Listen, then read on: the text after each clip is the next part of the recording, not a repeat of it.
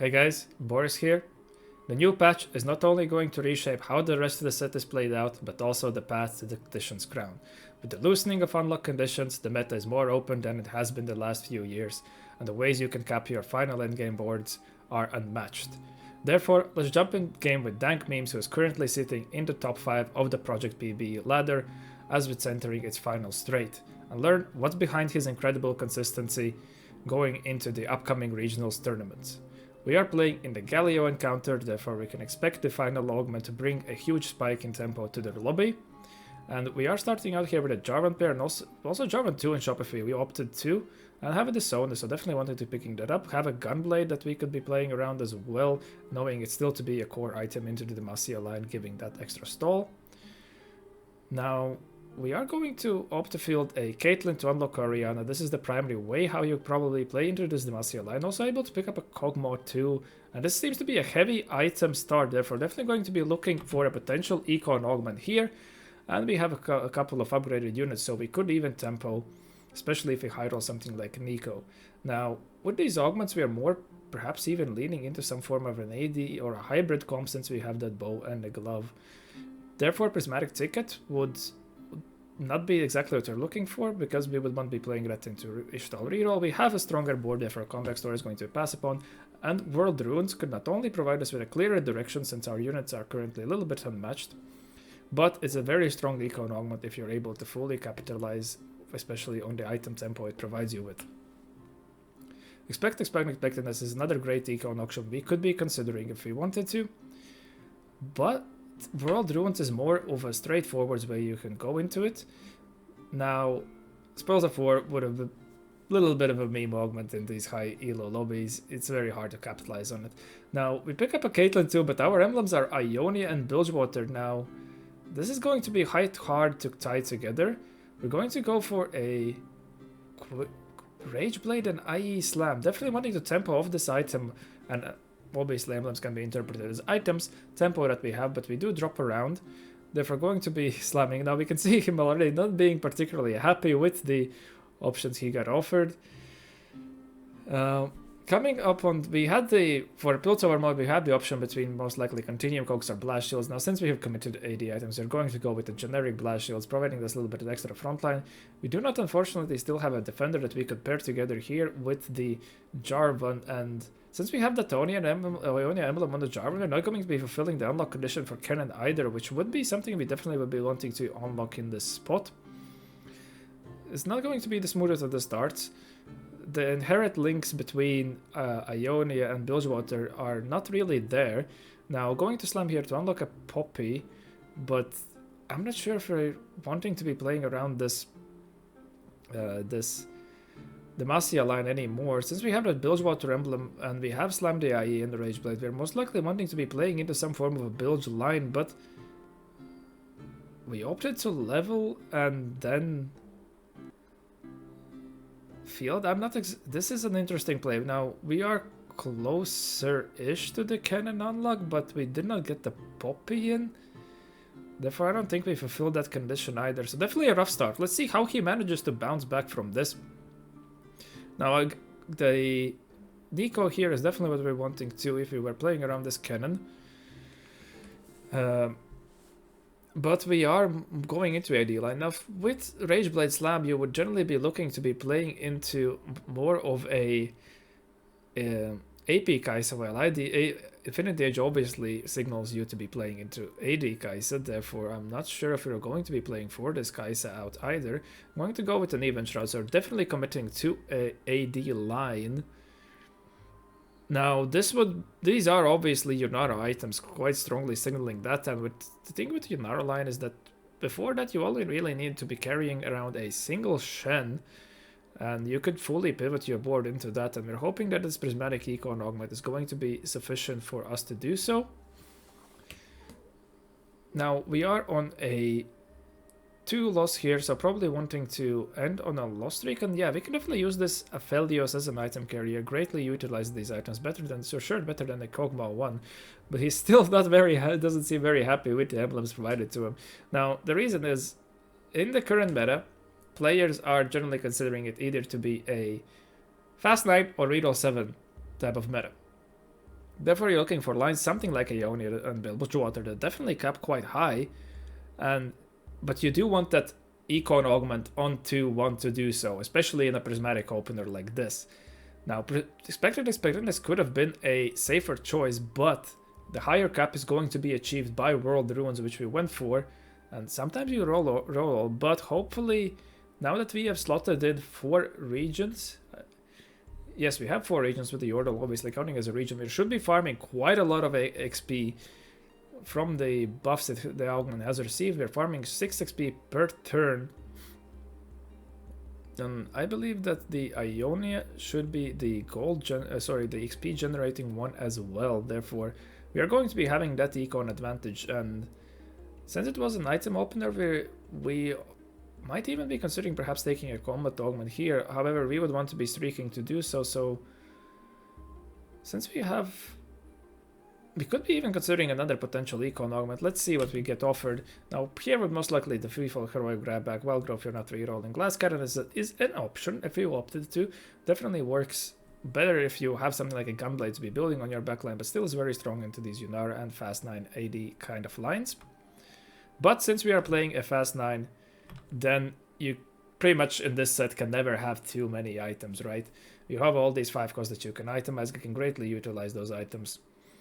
And we are still looking to complete a 3rd item for our tank and our carry. The magic roll would have been more of a gamble, especially if we got something like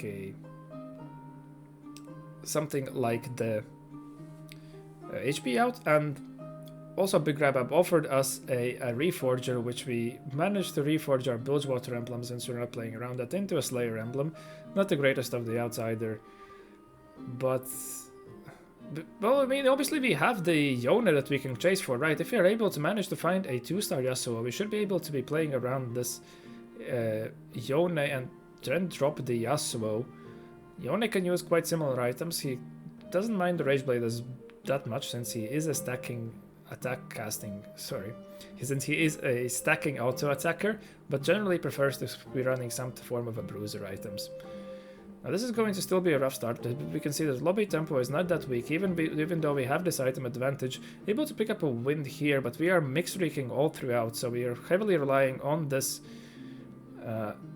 World Runes to be carrying our tempo as we're trying to play into that. Still sitting here on 20 gold, have leveled aggressively from the XP he has provided, but we're probably going to have to sit the rest of the stage at this point. Now that we have more of an AP items, it's something that we could be transitioning potentially into set, but going to grab another sword that most likely is going to be transitioning onto a Yunara later on. Yeah, most likely holding on here onto this Yasuo as well. We are mapping out some form of a Freljord board here. This is the standard Freljord Rise board. Are we considering that? We should not be having issues to unlock Yoni, and also have a Galio attack then, right? Since the Galio requires Solida, if we're holding onto this Sona and we are able to go to level 8, especially on the neutral round, we should be able to get the Galio unlock as well. With these unlock condition changes, the ways you can cap your boards are sure quite wild. Now we have made a Kraken for our Yunara, most likely a 2nd item, and then we have this Shojin, which is probably going to be transitioning to Rise item with the open road that we have as well.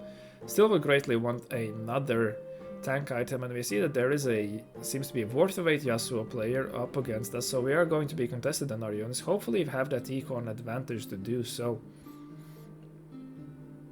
Otherwise we are sitting here at around 58 HP, not particularly exactly what we were looking for. Going to grow aggressive level heal here to unlock both Set and Galio at the same time. It's a little bit wild to see and say, since we're so used to this rest of the set not being able to do such things, but this is just great awareness of him of already being used to these unlocks and realizing by holding on to these extra units we can definitely use Inherit Link through Xin Zhao to do so. Quite a little bit poor here, but thankfully able to pick up a single Yunara, but no Wukongs on our side. Do we slam a Shojin or Galio? He's gonna hold a Morello. Definitely one of the better holders of Morello as he comes in and is going to be able to get it on the whole board while set would be delayed on its spreading. We are also holding on to the Seraphine as a potential tag for a Piltover, I'm not sure. Now, for our augments, we are poor. Even though we played aggressively, have not managed to string together a streak. I will be kind of angling even invested here just to get that raw gold and be able to spike our board, and then hopefully the World Runes is going to be able to get us to level 9.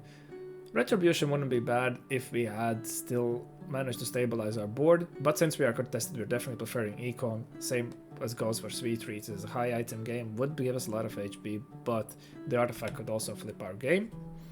Let's see what rank my Dankmemes. Alright, so we followed the Wild Growth and we took it right away.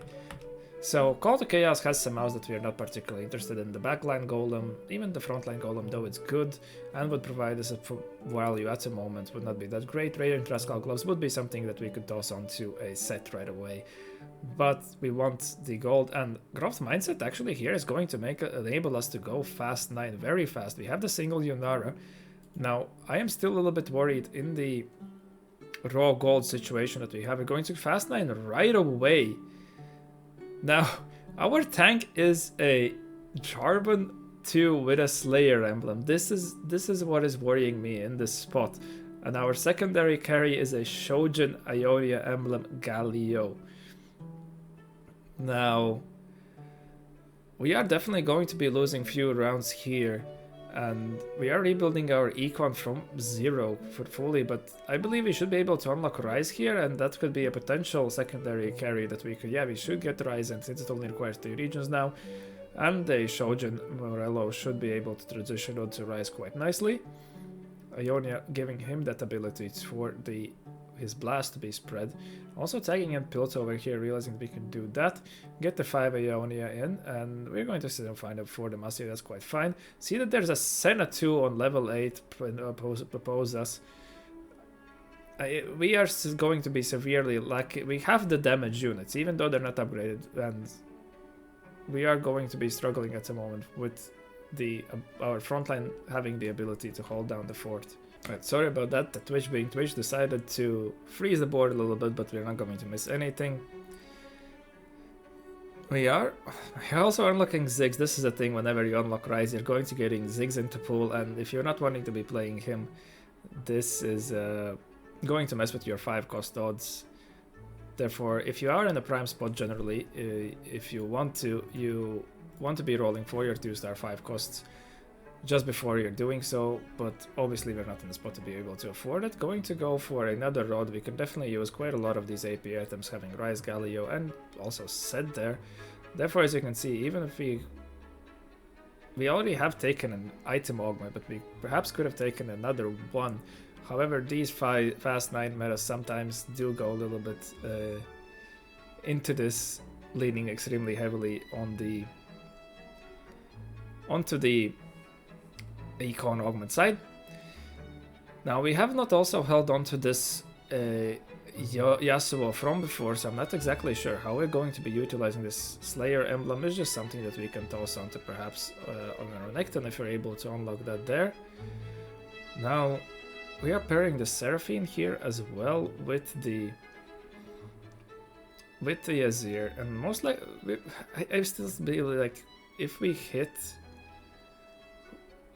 perhaps a Wukong, but we see that it's still contested on this side. I'm just wanting to get rid of this Jarvan on our side, and yeah, we're going to be losing ground again, since we do not have the ability of our frontline to be able to hold it down. Now, this is another thing with these fast 9 metas, is that sometimes you can get away with a weaker board on stage 4, since there are going to be, if you scout your pool and notice that there are going to be quite a few players sacking, if you have a single star carry and are able to get some quality units greatly enabled by these unlock conditions, you are going to be able to make your econ back, and this looks like we are even considering going fast 10. Going to transition another interesting variation of our Azir here. And we have the Kraken on the set. This is going to be interesting to see how our game plan plans out, but if we are able to pick up a win here, we should be unlocking Zerath if I'm not mistaken, and it seems that we're doing so against the Euro player. Yeah, we're going to be unlocking Zerath here as well. And going to level fast, and now hopefully Zerath enables us to get some of the econ augments that... Sorry, econ charms that are able to enable us to get these upgrades on our board, as currently... Now that people are going to be spiking, we're definitely going to be losing. But yeah, we have scouted that definitely did not want to hold on to this Ionia line fully. We see there's also Bard Bruiser player holding onto that Wukong. So we have managed to find the best way how to approach our line, even though it was quite clear that we wanted to play into some form Ionia. We just thought it was too contested, and we had the awareness that our pool is quite weak, therefore we're able to capitalize on having this extra bit of econ to make our way to level 10. Thankfully we're able to do so on few lives, and now we have this opportunity to start getting these 5 costs rolling in, and before most other players are able to do so compared to us. Even though we see that there's quite a few econ augments across the rest of the lobby as well. Very interesting game throughout already. Quite small decisions, but very, very well displaying Dankmemes' ability to read the lobby and still finding the open line, which is going to be quite crucial with these many possibilities opening up. It's not going to be an easy task at all. And even though our items are not absolutely the greatest, we are still finding ways to make great use of them. For example, 8D Zerath right here. Hey, he gets his cast, it's our 2-star. It's going to still be doing some great damage. And it's also nice to see a Galio splash into this comp. It's just a marvelous board all around, even though it's not the most coherent or the perfect one you would be expecting. And we are still quite poor on the gold on many sides. Able to find a Galio 2 here with Slayer Emblem Galio 2. Still not able to find the Rise pair even. Now this is also going to be quite some form of an issue in this coming patch changes, is that so many comps are going to be unlocking Rise, and perhaps even considering splashing him in, that playing around Rise 2 carry is going to be a little harder than it was before.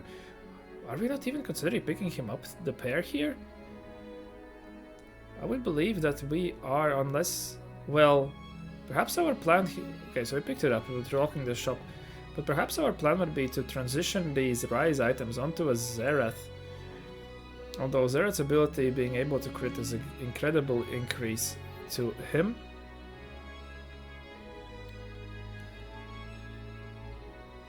Now we have a lucky item chest, quite expensive for our spot as we're still fishing for those upgrades, but we can use so many items here that we would probably considering that. Yeah, just going to grab it.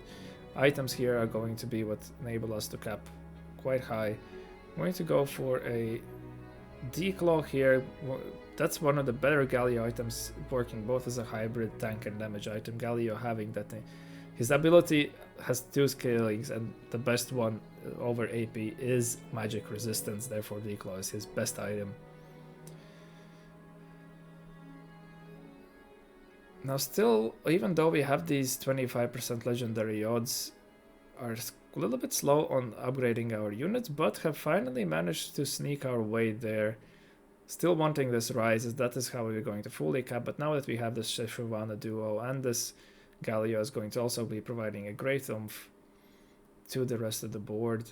And this is interesting to see that this AD Zerath is doing some pretty good work, but still the star of our comp seems to be that Rise, even though at 1 star, and also he's the resource of our extra resource generation through the Shurima trait. Able to find Garen too, but unfortunately we're out of removers since we had to play aggressively with them to be able to preserve these lives. Now this is the only way we could potentially lose, that we're unable to get the item quality. However, this is a Warwick board, and I believe that we should be quite good. They have played from tempo spot as well, but we just have such a higher cap that we should be able to win out here. And yeah, that seems to be to do so. Found a set 2. I'm not sure if we managed to lock in time. I hope that we did. Going to go for another Rage Blade here. It's going to get that Azir stacking up. It doesn't seem that we did manage to do it also in time.